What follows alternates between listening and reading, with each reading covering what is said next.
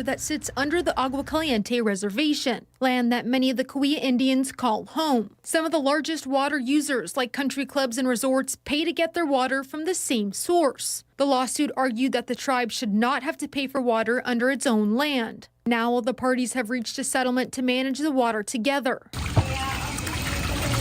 What this means is that the tribe will be guaranteed 20,000 acre-feet of water a year. That's enough to supply 20,000 residents with water. Tribal Chairman Reed Milanovich left a statement breaking down what this means for the tribe. It reads in part, quote, "The agreement affirms the tribe's right to manage, regulate, and govern the use of the tribal water right in the Coachella Valley, and at the same time will provide a real benefit to the entire Coachella Valley." In a joint statement, they say the settlement will not negatively impact residents' ability to get water. Collectively, the parties announced this agreement should have a minimal financial impact on water users here in the Coachella Valley. The next step is approval from Congress. The settlement asks for $500 million in federal funding and an additional $15 million from the state. That money will be used for infrastructure projects throughout the valley. Here's what that money could be used for: water conservation projects like recycling or capturing stormwater. All this to make sure groundwater levels are maintained here in the Coachella Valley. Live in studio, I'm Tiani Jadaling, NBC Palm Springs. Thank you, Tiani. A local alert this evening. The defense rests and closing arguments begin in the trial of the man accused of bribing former Palm Springs Mayor Steve Pugnier. Real estate developer John Westman is accused of offering Pugnier six-figure bribes to support downtown projects. Testimony in the trial started 2 weeks ago at the Banning Justice Center. Westman is charged with 9 counts of bribery of a public official and 1 count of conspiracy to commit a felony.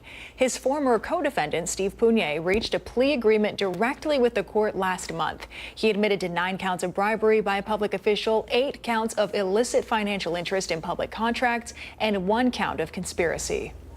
Just moments ago, Indio High School celebrated its principal, Derek Lawson.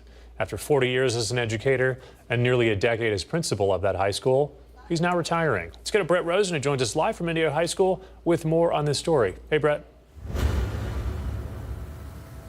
Mark, I'm inside the gymnasium here at Indio High School. As you said moments ago, there was a retirement celebration for the principal, Derek Lawson. There was plenty of tears, plenty of cheers, plenty of laughing during the celebration, all honoring the great work he's done for this high school. Now, here with me, I actually have the principal here at Indio High School.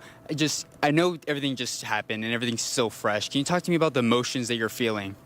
Oh my goodness, emotion, yes. It was just a swell of emotion. I was proud to see some of my former students, you being one of them, all the kids that I've had the opportunity to be principal of and teacher of. So I've had staff members from across the 40 years. I had parents from over the 40 years. I had some former students here. And so there was a moment of pride, but it also brings back the feelings and the emotion of, making those connections. And I needed a box of Kleenex. It was just overwhelming. Mm-hmm. And then can you talk to me a little bit about, when you stepped foot on this campus nearly a decade ago, what did you want to change about this high school, and what do you think you're leaving behind? Well, the high school was under construction and being totally remodeled, and after they'd had built a second high school in town. And so when I set foot on campus, I wanted to reinstill a sense of community pride and connection to the school and not let it all shift, away because of building. A new building always does that. And so with a new campus across town, I wanted to recapture some of that past tradition and pride that existed, and to leave people feeling that sense of connection, resilience, determination, and positivity. And then what's next for you? Well, I'll continue doing a lot of principal training and coaching for both our local university, satellite university here, as well as for the county.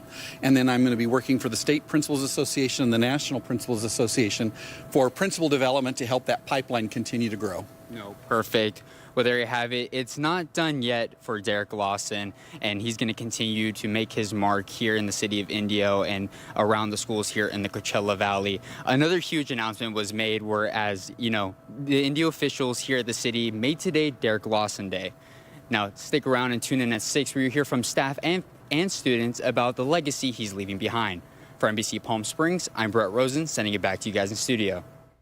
All right, thank you, Brett, and thank you, Mr. Lawson, for the impact that you've had on Coachella Valley students. We look forward to seeing what's in the future. This is our Agua Caliente casino camera, Rancho Mirage, another hot day out there. Our Chloe Carlson has the night off. Meteorologist Jerry Steffen in tonight with a look at our 3-day forecast for us. Jerry? Well, over the past few days, we had near normal numbers in the valley. Monday, Tuesday, yesterday, and today around that 100-degree mark. But beginning tomorrow, the numbers really begin to heat up over Southern California. Now, as far as radar, nothing happening over our area. We do have leftover moisture, which led to a few mountain clouds. That's about it. 74 degrees, the overnight low tonight under clear skies in the valley. That's for Palm Springs. 75 this evening, Indio. 61 at Cabazon, 54 at Banning. Overnight low 64 degrees at Joshua Tree. Now, tomorrow we add a few more degrees. Slightly above normal numbers. Plenty of sunshine, a few mountain clouds, but 100 to 104 for the Coachella Valley. So hotter and slightly drier air begins to move into the area. We had dew points a couple days ago around 60 degrees. They dropped to around the mid-40s by the middle of tomorrow afternoon. Peak temps at around 4 o'clock under plenty of sunshine include 102 in Palm Springs, 102 also at Indian Wells, 101. That's for Indio, 102 La Quinta, 98 degrees at Desert Hot Springs. Comfort Air 3-day forecast. Even hotter weather on Saturday with 105 for Palm Springs. And then Sunday and Monday, 110s move into the valley. We'll take a look at the full forecast in 7-day just minutes from now. All right, our thanks to Jerry for that. In Desert Hot Springs, Doria Wilms, longtime resident and Desert Hot Springs native, is proving that true leadership is knowing where you come from. As the new city manager, she's leading the city and its community to its next chapter. Arlandra Campos, also a Desert Hot Springs native, spoke with Wilms about her plan to implement transformative change within the community that raised her. That's right. Doria Wilms, lifelong Desert Hot Springs resident and now city manager, is a product of the very streets she helps lead. Wilms shared with us key locations of the city she grew up in that not only hold a special place in her heart, but also helped nurture the leadership skills she has today. From the classroom hallways at Edward L. Wenslaff Elementary School to the softball diamond at Wardman Park, and now to the chambers of City Council, Doria always represents her people with pride. It's such a prestigious role. It's such an amazing role. But, you know, I thought about it and I thought, what do I have that the others before me didn't have? And it's passion, it's drive, and it's knowing what I don't know and knowing who my subject matter experts are that do know. My goal is to bridge that gap between government and the residents and create an environment where they feel comfortable to come here and get the answers and actually impact change, because they are the ones we serve. As a local of Desert Hot Springs, Doria Wilms knows the true spirit of the city that raised her and the misconceptions that others have attached to her community. From one Desert Hot Springs native to another, I spoke with her about the deeply rooted connection she has to the city. Coming up at 6, hear how her community helped shape her story.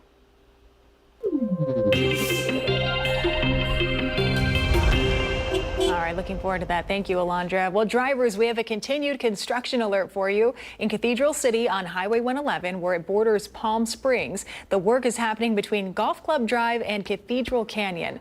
Crews are working on resurfacing the roadway. They're applying a slurry seal to the pavement, and they're restriping the finished surface. That work is being done on weekdays from 6 a.m. until 7 p.m., and it does involve closing traffic lanes. So this project is expected to continue into the month of June. So it's a good idea to use an alternate route like Dinah Shore, since backup varies at different times of the day. And we're staying in Cathedral City tonight. Slurry seal work. It's also going to be starting soon on East Vista Chino in the northern part of Cathedral City. You can see it on the map right there on your screen. There will also apparently affect traffic patterns, so you'll want to take alternate routes like Ramon Road to the south. The major parts of the resurfacing should wrap up next week. Some finishing touches like striping may take a little bit longer. And also in Cathedral City, Mayor Nancy Ross announcing today the Rite Aid at the Stater Brothers Shopping Center will permanently close July 7th. So if you or someone you know has prescriptions there, you're asked to contact the store immediately to arrange transfers or refills with another nearby pharmacy. Waiting last minute could result in delays in receiving your medication. Coming up next here on NBC Palm Springs, a colorful celebration of pride. We'll show you how one local library is turning the page on inclusion. That's right after the break. Plus, diary entries give insight into Luigi Mangione's state of mind. We have more on the months leading up to the murder of United Healthcare's CEO. That's after this break.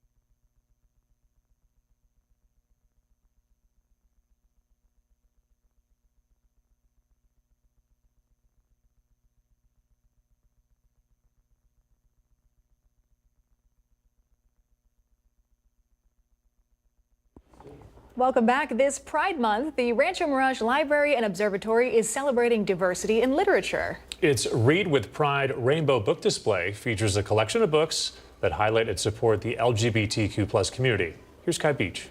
We are an inclusive, welcoming library, and we want everyone to feel that they are welcome and seen here, and their stories matter. I'm Deanne Deacle, Senior Librarian at the Rancho Mirage Library and Observatory.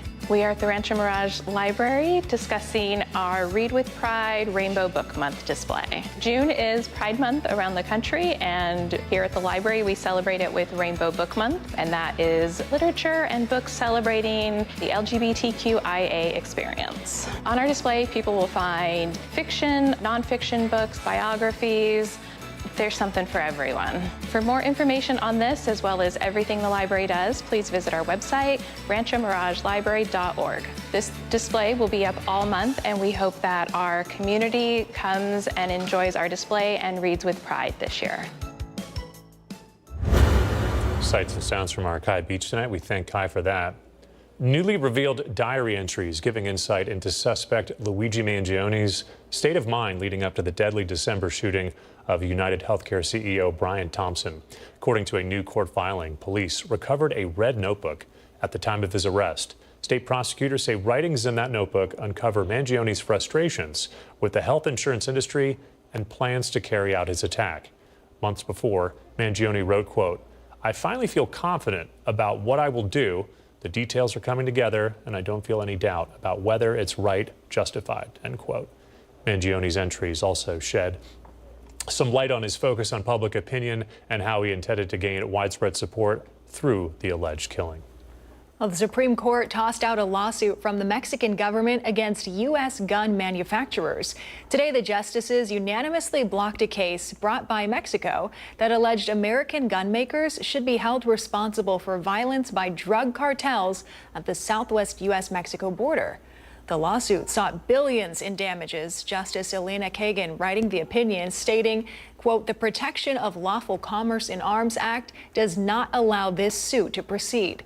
The act allows lawsuits to go forward if they're based on an underlying violation of a state or federal law here in the United States." President Donald Trump is following up on an executive order that he signed on his first day of this term. It directs cabinet members to look into any potential difficulties in screening visitors from particular countries. It asks them for a list of nations the administration might want to consider for a travel ban. Now, the president says he's acting on that list. Here's Amy Kiley. We will not allow people to enter our country who wish to do us harm. President Donald Trump is banning travelers from a dozen countries starting Monday. He cites security concerns and says it's hard for the U.S. to vet visitors from those places. That's part of the role of the executive branch, is to enforce the border laws of the country and to use discretion and judgment to protect the safety of Americans. The ban is for nationals of Afghanistan, Myanmar, also known as Burma, Chad, Republic of the Congo, Equatorial Guinea, Eritrea, Haiti, Iran, Libya, Somalia, Sudan, and Yemen. Trump's proclamation partly restricts the entry of people from 7 other countries. Notably, the list does not include Egypt. That's the native country of the suspect in Sunday's anti-Semitic attack in Boulder, Colorado.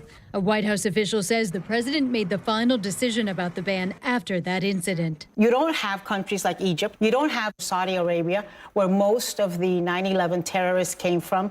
So it seems to me like he cherry-picked which brown people he wanted to exclude. The ban doesn't apply to lawful permanent residents, existing visa holders, and certain visa categories. It also allows exceptions when the Trump administration determines U.S. national interests are at stake. They do have a responsibility to act responsibly in terms of who comes into the country, but we'll see where this all shakes out.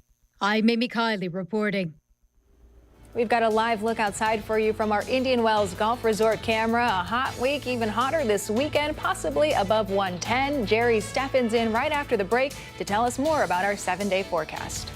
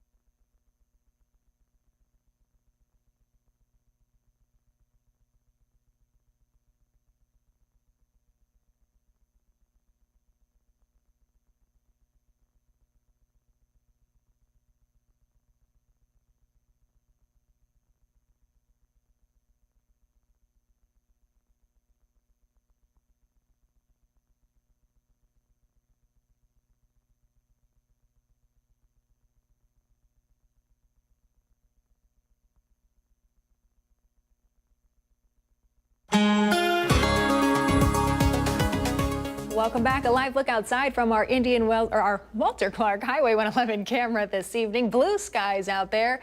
Maybe the last few days that we see temperatures below triple digits here in the Coachella Valley. We've got a heat up on the way for the weekend, and meteorologist Jerry Steffen is in to tell us more about it tonight. Jerry? Yesterday, we had a high of 100 degrees. We saw that again today. 101 is now our normal high for Palm Springs, and we'll be moving above that over the next couple of afternoons. You can expect clear skies tonight for the Coachella Valley, 74s and 75s this evening for overnight lows, 72, 29 Palms, 54 at Banning, 41 at Big Bear. Now, tomorrow we add a couple more degrees, a little hotter, slightly above normal numbers, 100 to 104. Lots of sunshine for the Coachella Valley, a few mountain clouds, but yeah, hotter and dry higher for your Friday afternoon. 102 Friday for Palm Springs, 101 at Indio, 103 at Palm Desert, 93 for high. Tomorrow, Cabazon 97 at 29 Palms. Then we crank up the heat a little more. Saturday, 105 in Palm Springs, 106 at Palm Desert, low 90s around the San Gorgonio Pass, even 100 degrees at 29 Palms. Now, the winds, not really an issue. They do pick up in the wind-prone areas the second half of Friday, like Desert Hot Springs and the San Gorgonio Pass. They back off on Saturday.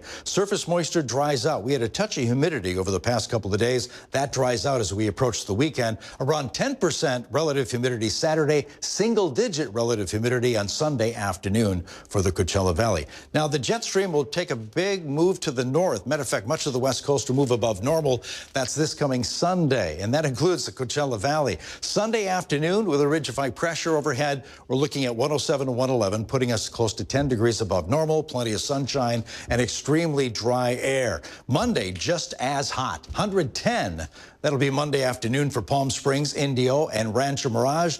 La Quinta, 109, 108 at Desert Hot Springs. Comfort Air 7-day forecast. Yeah, 105, that'll be tomorrow. And Saturday, we begin to see the numbers move up. Hottest 2 days, Sunday and Monday. Plenty of sunshine, dry air with 110s for Palm Springs. The numbers do back off 100 by Thursday.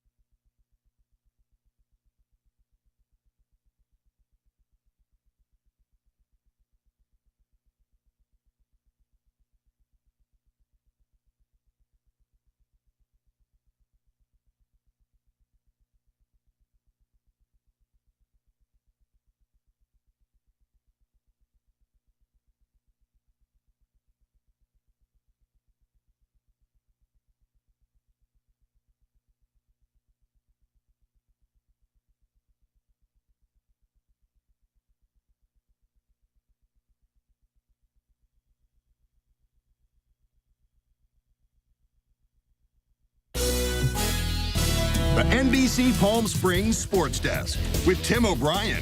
Brought to you by Agua Caliente Casinos.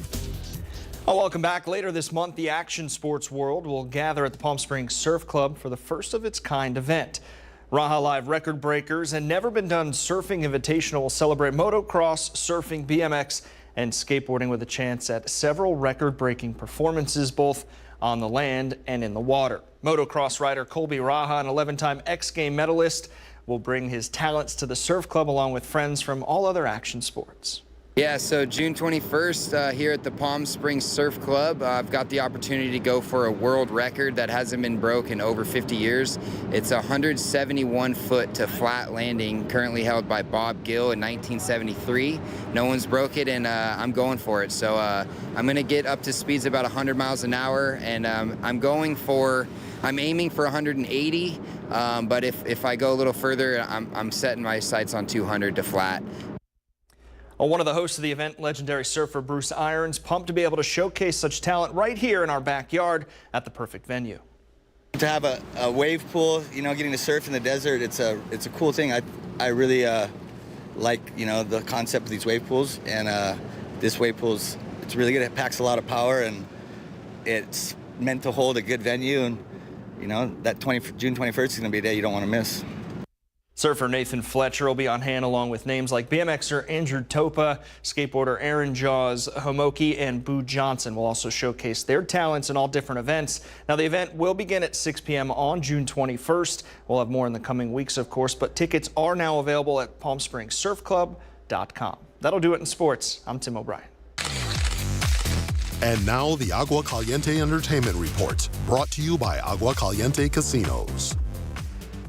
The quintessential It bag is about to go on the auction block. Sotheby's announcing on Thursday, today, the original Hermes Birkin bag will be available to a deep-pocketed individual in Paris on July 10th. The all-black saddle-stitched handbag was designed some 40 years ago by Hermes CEO Jean-Louis Dumas after a chance encounter on an airplane with actress Jane Birkin. Bag is one of the most desirable celebrity status symbols in the world, selling for tens of thousands of dollars or more. If you're heading to see Harry Potter on Broadway, well, you'll see a familiar face right there. Tom Felton is reprising his role as Draco Malfoy in the Harry Potter and the Cursed Child play. The actor is set to join the cast November 11th through March 22nd. The run will be Felton's Broadway debut. He said it's surreal for him to be stepping back into the character's shoes, and he's thrilled to perform for, quote, the greatest fan community in the world. We'll be right back.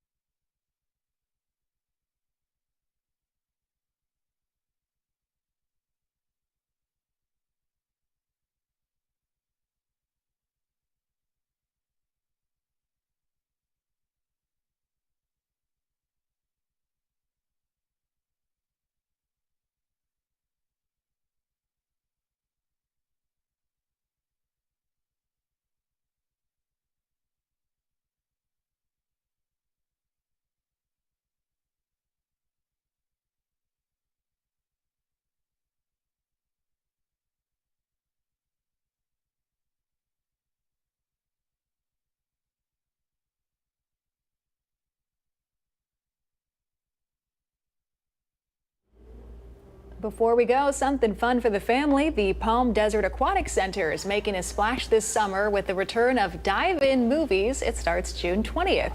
Hot summer nights every Tuesday and Friday nights starts tomorrow, June 6th. And then exciting new features like an inflatable obstacle course, climbing wall, and more, all coming to the Aquatic Center. So you can cool off, enjoy some lap swimming, some water exercise classes, or summer swim lessons for all ages. They'll also have celebrations for Juneteenth and 4th of July coming up as well. The Palm Desert Aquatic Center is located at Palm Desert's Civic Center Park, which if you haven't been, you should definitely head to the park. It's one of the best here in the Coachella Valley. All ages, so kids in their 30s can go. You did. It didn't see a specification. Yeah, all you're right. in, Tim. Great place to go to cool off with these hot temperatures. Nightly News is next. We're back here tonight with the latest headlines in about 30 minutes. We'll see you then.